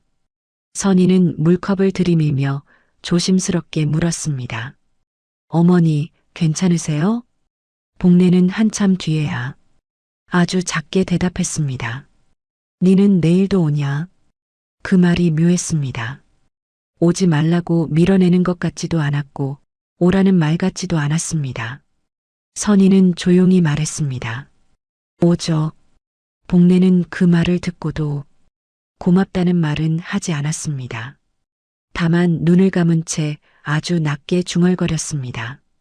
늦지 말고 와라. 그 말이 병든 사람의 투정인지 정말 무슨 마음이 있어서 하는 말인지 선희는 알 수 없었습니다. 그날 밤 선희는 평소보다 더 늦게까지 병실에 남아 있었습니다. 복례 기침이 유난히 심했고 숨도 고르지 못했습니다. 간호사가 2번이나 다녀갔고 약도 바뀌었습니다. 겨우 집에 돌아왔을 땐 밤이 깊어 있었습니다. 딸은 문제집을 펴놓은 채 졸고 있었고 아들은 이불을 걷어찬 채 자고 있었습니다. 선희는 아이들 이불을 덮어주고도 쉽게 방으로 들어가지 못했습니다. 이상하게 가슴이 계속 불안했습니다. 무슨 일이 생길 것 같은 밤이었습니다. 그리고 새벽이 오기 전 전화가 울렸습니다. 이번엔 정숙이 아니라 병원이었습니다. 보호자분, 빨리 오셔야겠습니다. 그 짧은 한마디에 선희는 아무 생각도 못한 채 겉옷부터 집어들었습니다. 친정엄마도 놀라같이 일어났고 딸도 문틈으로 얼굴을 내밀었습니다. 엄마, 또 병원이야? 선희는 아이 얼굴을 한번 보고 고개만 끄덕였습니다. 금방 다녀올게. 그 말이 얼마나 공허한 말인지 이제 선희도 알았습니다. 병원에 도착했을 땐 태수와 영란, 정숙이 먼저 와 있었습니다. 영란은 울먹이는 얼굴이었지만 눈과 화장은 흐트러지지 않았고 태수는 이미 여러 통 전화를 하고 난 사람처럼 목이 잠겨 있었습니다. 정숙은 선희를 보자 잠깐 다가오다가 멈췄습니다. 무슨 말을 해야 할지 모르는 얼굴이었습니다. 병실 안으로 들어갔을 때 복례는 이미 말하기 힘든 상태였습니다. 숨은 얕았고 눈은 반쯤 감겨 있었습니다. 태수는 어머니 손을 붙들고 몇 번이나 불렀습니다. 엄마, 엄마, 저 왔어요. 영란도 옆에서 눈물을 닦았습니다. 정숙은 발치 쪽에 서서 훌쩍이기만 했습니다. 그런데 복례 시선은 그 셋을 오래 붙잡지 않았습니다. 한참 뒤 복례가 아주 힘겹게 눈을 옆으로 움직였습니다. 그리고 병실 문가에 서 있던 선희를 봤습니다. 선희는 그 눈빛을 잊지 못합니다. 미안함인지 부끄러움인지 끝내 못한 말이 남은 사람의 눈빛인지 정확히는 알 수 없었습니다. 복례 입술이 아주 조금 움직였습니다. 소리가 날 듯 말 듯 했습니다. 선희는 본능처럼 가까이 다가갔습니다. 어머니, 복례는 끝내 길게 말하지 못했습니다. 다만 아주 희미하게 숨에 실려 나오는 소리로 한마디만 남겼습니다. 애들 감기 들이지 마라. 그 말이 마지막이었습니다. 선희는 그 자리에서 아무 소리도 내지 못했습니다. 그 말이 고맙다는 뜻인지 미안하다는 뜻인지 끝끝내 며느리보다 손주 걱정만 하다가는 복례다운 말인지 알 수 없었습니다. 다만 너무 늦은 말이라는 것만 알았습니다. 잠시 뒤 기계음이 길게 울렸고 병실 안 사람들 얼굴이 동시에 무너졌습니다. 태수는 복도 쪽으로 급히 나가버렸고 영란은 그제야 큰 소리로 울기 시작했고 정숙은 벽을 붙잡고 주저앉았습니다. 선희는 침대 곁에 서서 가만히 복례 얼굴만 바라봤습니다. 살아서 그렇게 독하던 얼굴이 죽음 앞에서는 너무 작고 조용했습니다. 선희는 그제야 생각했습니다. 이제 정말 끝났구나. 길고 질긴 미움도 풀리지 않은 원망도 끝내 못 들은 사과도 이제는 다 끝난 건가. 그런데 이상하게도 끝났다는 생각보다 무언가 아직 남아있다는 느낌이 더 컸습니다. 병실 밖으로 나오자 태수와 영란은 벌써 장례 이야기를 꺼내고 있었습니다. 빈소는 어디로 할 거야? 학교 쪽 사람들 오기 편한 대로 해야지. 장례식장 원장한테 빨리 연락 넣어. 선희는 그 말을 듣고 숨이 턱 막혔습니다. 사람이 방금 눈을 감았는데 저 사람들 입에서는 벌써 장례 순서와 사람 숫자가 먼저 나왔습니다. 정숙은 울면서도 그 옆에 붙어 있었습니다. 선희 쪽으로 오지는 않았습니다. 선희는 병원 창문 밖을 한번 봤습니다. 아직 아침도 다 밝지 않은 시간, 하늘은 잿빛이었고 차가운 바람이 유리창을 두드리고 있었습니다. 그날 하루 종일 선희는 장례 준비가 어떻게 흘러가는지 제대로 알지 못한 채 끌려다녔습니다. 정신이 없었고 숨이 막혔고 자꾸만 복례 마지막 말이 귀에 남았습니다. 애들 감기 들이지 마라. 그 늦은 걱정 하나가 왜 그렇게 가슴을 후벼 파는지 선희 자신도 설명할 수 없었습니다. 그리고 해가 기울 무렵 선희는 끝내 장례식장으로 가지 않겠다고 마음먹었습니다. 마지막까지 자기를 죄인처럼 몰던 집안이었습니다.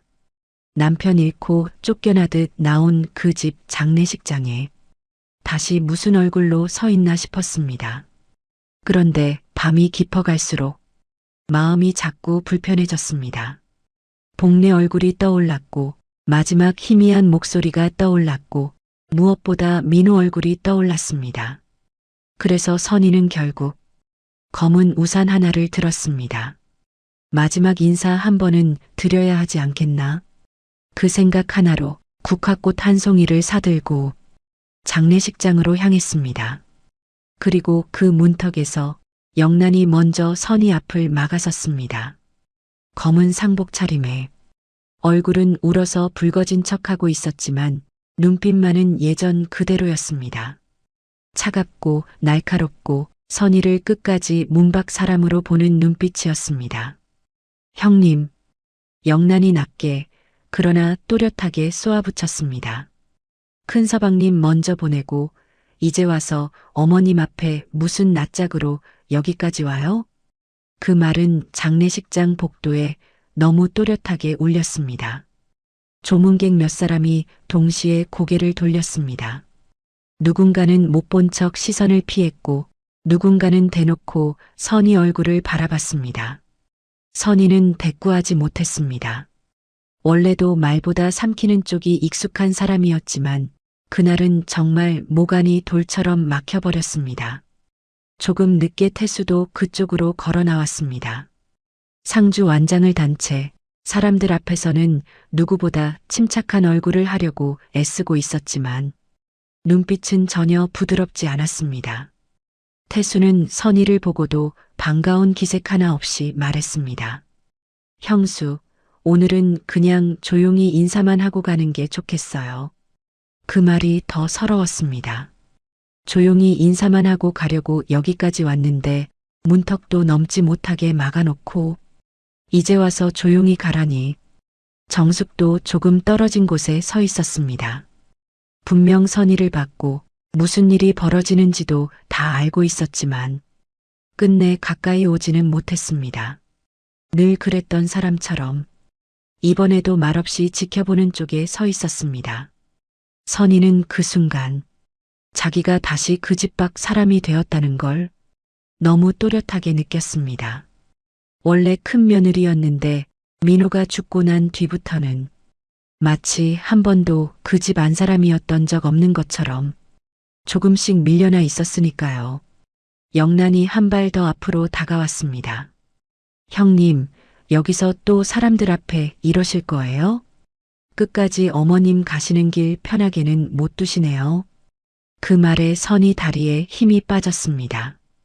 젖은 바닥, 흔들리는 꽃잎, 차가운 복도 불빛, 사람들 시선이 한꺼번에 몰려드는 느낌. 선희는 그대로 문턱 앞에 무릎을 꿇고 말았습니다. 국화꽃 줄기가 손안에서 미끄러졌고 꽃잎 몇 장이 젖은 바닥으로 떨어졌습니다. 그런데도 영란은 물러서지 않았습니다. 태수도 선희를 일으켜 세우지 않았습니다. 정숙은 입술만 깨문 채 그 자리에 얼어붙어 있었습니다.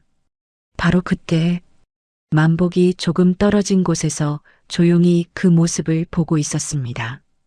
장례식장 원장 만복은 다른 사람들처럼 부산하게 움직이지 않았습니다. 오히려 너무 조용해서 이상할 정도였습니다. 마치 무슨 일이 벌어질 걸 알고도 지금은 아직 기다리는 사람처럼 보였습니다. 하지만 누구도 그 의미를 알아채지 못했습니다. 빈소안 분위기는 곧 다른 쪽으로 휩쓸려 갔기 때문입니다. 영란은 상 위에 올려두었던 흰 봉투를 집어들었습니다. 그리고 태수 쪽으로 몸을 기울이며 아주 낮은 목소리로 말했습니다. 지금이에요.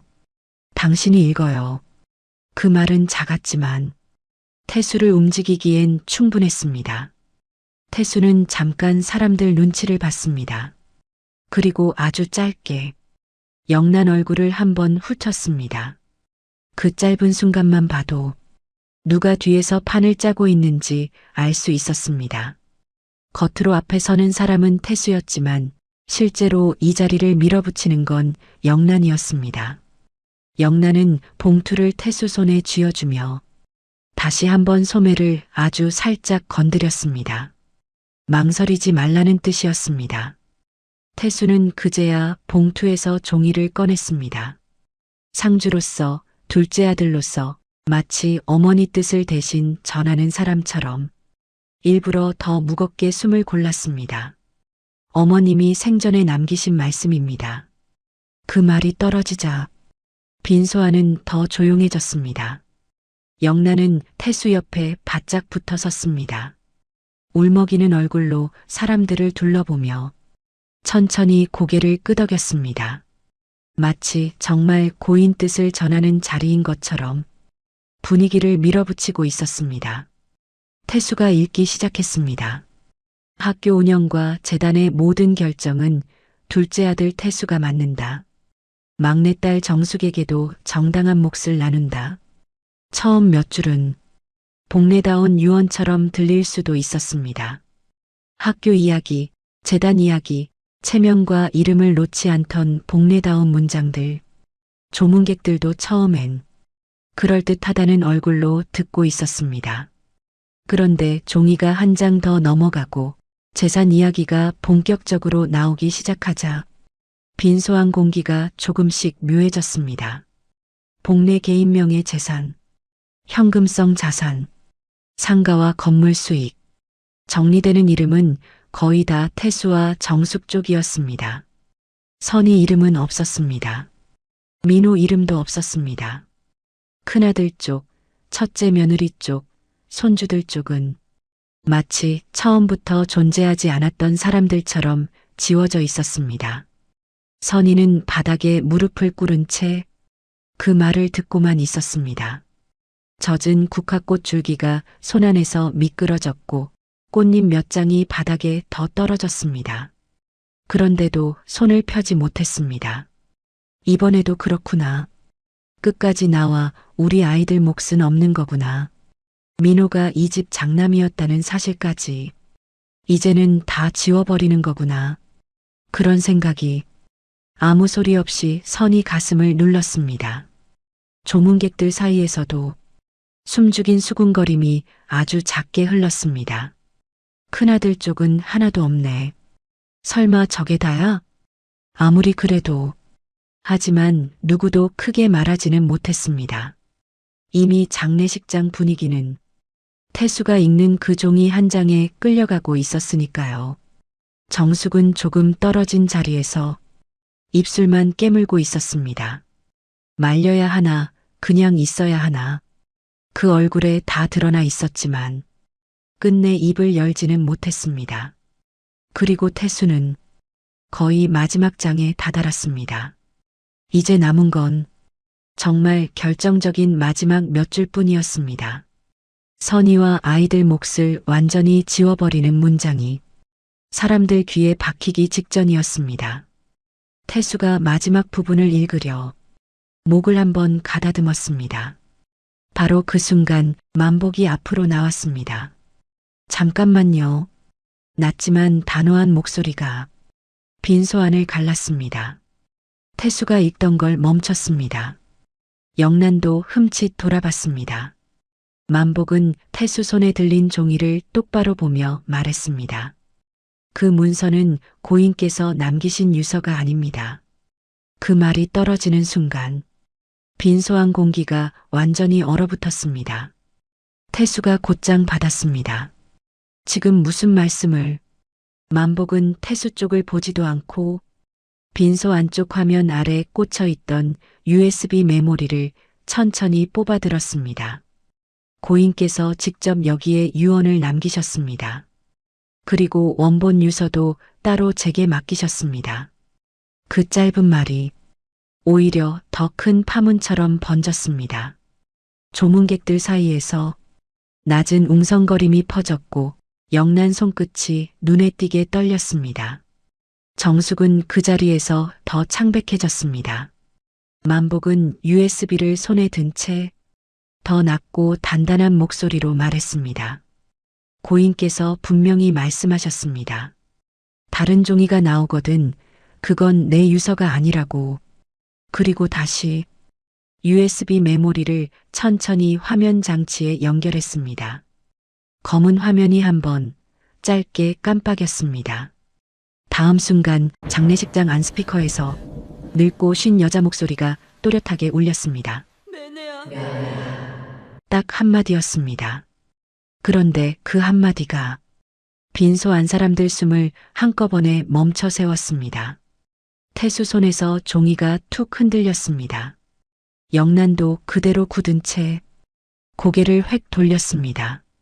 정숙은 손에 쥔 상복 자락을 놓쳐버렸고 조문객들 사이에서는 낮은 숨소리만 터졌습니다. 방금 뭐였어? 어머님 목소리 아니야? 죽은 분 목소리가 왜? 누군가는 끝까지 말을 잇지 못했습니다. 선희는 바닥에 무릎을 꿇은 채 천천히 고개만 들었습니다. 복내였습니다. 분명 복내 목소리였습니다. 살아있을 때도 선희를 부를 때면 꼭 저렇게 불렀습니다. 그런데 살아있을 때보다 오히려 더 또렷했습니다. 더 늦게 가슴에 박히는 소리였습니다. 며느라. 두 번째 목소리가 조금 더 길게 울렸습니다. 이제는 누구도 부정하지 못했습니다. 죽은 복내 목소리가 분명 장례식장 안에 울리고 있었습니다. 그제야 화면에 복내 얼굴이 천천히 떠올랐습니다. 병실에서 보던 것보다 더 말라 있었고 숨도 가빠 보였습니다. 하지만 눈빛은 살아 있었습니다. 살아생전 사람을 눌러보던 그 힘이 죽기 전 마지막 힘으로 다시 올라온 얼굴이었습니다. 복내는 한동안 말이 없었습니다. 숨을 고르는 소리만 장례식장 안에 가늘게 울렸습니다. 그리고 천천히 입을 열었습니다. 내가 죽고 나면 너희가 어떻게 나올지 다 안다. 그 말이 떨어지는 순간 태수 얼굴이 하얗게 질렸습니다. 복내는 쉬었다가 더 천천히 말을 이었습니다. 그래서 내가 영상과 유서를 따로 남긴다. 다른 종이가 나오거든 그건 내 유서가 아니다. 바닥에 떨어진 가짜 유언지가 그제야 사람들 눈에 더 선명하게 들어왔습니다. 복내는 화면을 똑바로 보며 하나씩 이름을 불렀습니다. 태수야, 너는 내가 죽고 나면 학교를 탐낼 줄 알았다. 태수는 더 이상 화면을 똑바로 보지 못했습니다. 영란아, 너는 내 재산이 누구 손으로 가는지만 먼저 보고 있었을 게다. 영란은 손끝만 떨렸습니다. 정수가, 너는 말은 없어도 옆에 붙어 제목부터 계산할 아이다. 정숙은 그 말에 얼굴을 감싸 쥔 채 눈물만 흘렸습니다. 그리고 복내 시선이 천천히 화면 밖 어딘가를 찾듯 움직였습니다. 선이야. 그 두 글자에 선이 어깨가 먼저 무너졌습니다. 복내는 숨을 길게 몰아쉬고 힘겹게 말을 이었습니다. 나는 니한테 사람 못할 짓 많이 했다. 고졸이라고, 친정이 가난하다고, 우리 큰애 먼저 보낸 책임까지 니한테 떠넘겼다. 그건 다 내 잘못이다. 선희는 더는 화면을 똑바로 볼 수가 없었습니다. 고개를 떨궜고 손에 쥔 국화꽃이 바닥에 닿았습니다. 복내는 거기서 멈추지 않았습니다. 큰애 민호는 원래 그 자리에 설 아이였다. 그런데 나는 끝내 더 싹싹한 둘째만 가까이 두었다. 그날 원래 태수가 해야 할 일도 큰애가 대신 나가게 된 걸 나는 너무 늦게 알았다. 조문객들 시선이 한꺼번에 태수 쪽으로 돌아갔습니다. 태수는 아무 말도 하지 못했습니다. 복내는 마지막 힘을 짜내듯 또렷하게 말했습니다. 학교와 재단은 태수와 정숙에게 남긴다. 그건 자식들 몫이다. 태수 얼굴에 아주 잠깐 숨붙는 기색이 스쳤습니다. 하지만 복내는 곧바로 다음 말을 이었습니다. 하지만 그 밖에 실속 재산과 민호가 살아있었으면 돌아갔을 몫은 선희와 그 아이들한테 남긴다. 빈소 안 여기저기서 놀란 숨이 터졌습니다. 복내는 마지막으로 못을 박듯 말했습니다. 이건 새로 주는 게 아니다. 내가 늦게라도 돌려주는 큰애 몫이다. 누구도 이 뜻 바꾸지 마라. 그리고 거의 숨에 실린 목소리로 아주 마지막 말을 남겼습니다. 선희야, 네가 내 며느리라 다행이었다. 화면은 거기서 천천히 어두워졌습니다. 빈소 안은 누가 먼저 울지도 못할 만큼 조용해졌습니다. 만복은 말없이 검은 가방에서 흰 봉투를 꺼냈습니다. 안에는 복내 친필 유서와 함께 선희가 병실을 드나들며 썼던 간병비, 약값, 생활비 메모들이 차곡차곡 들어 있었습니다. 고인께서 직접 맡기신 원본입니다. 그 한마디에 영란은 더는 버티지 못하고 의자에 털썩 주저앉았습니다. 태수는 입을 열었다 닫기만 했고 정숙은 흐느끼면서도 아무 말도 하지 못했습니다. 선희는 누구도 보지 않았습니다. 유서를 쥔 손끝만 떨렸고 천천히 영정 앞으로 걸어갔습니다. 그리고 국화꽃을 내려놓고 그 자리에서 무릎을 꿇었습니다. 말은 한마디도 나오지 않았습니다. 남편을 잃은 날에도 쫓겨나던 날에도 병실에서도 끝내 참았던 울음이 그제야 장례식장 한가운데서 터졌습니다. 선희는 두 손으로 얼굴을 감싼 채 소리 없이 그러나 몸이 다 흔들릴 만큼 울었습니다. 그 자리에서는 누구도 함부로 다가가지 못했습니다. 만복만이 조금 떨어진 자리에서 조용히 선희를 지켜보고 있었습니다. 그날 빈소 안 묻은 사람은 비로소 알았습니다.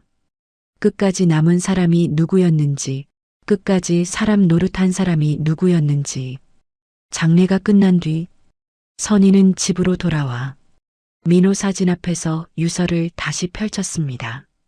맨 마지막 줄은 영상에서 들은 그대로였습니다.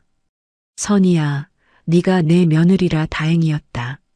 선희는 그 글씨를 손끝으로 한참 쓸어보다가 다시 조용히 울었습니다. 많이 받아서가 아니었습니다.